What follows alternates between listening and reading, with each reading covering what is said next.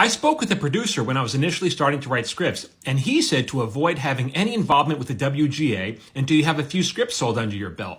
Is this a way to get writers to work for cheap, or is this legitimate advice?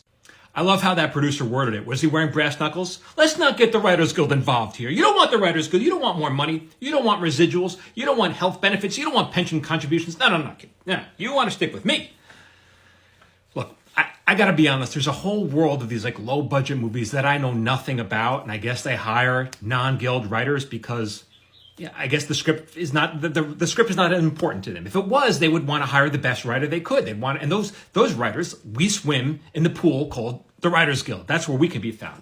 So they treat, I guess, the script as something of an afterthought, and there's nothing wrong with that. It's just not what I aspire to do, because they have a budget and they have to if they keep their budget intact, and they can make money by selling, I guess, to these tertiary markets like the car wash or whatever. I don't know.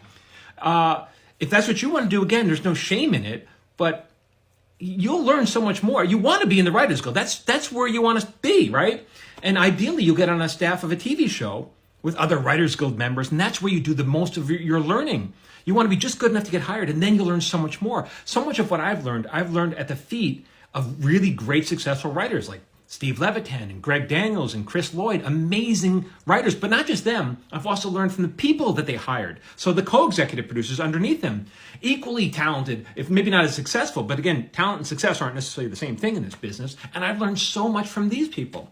So you want to surround yourself. You want to be in that pool because that's what you'll learn. I don't know.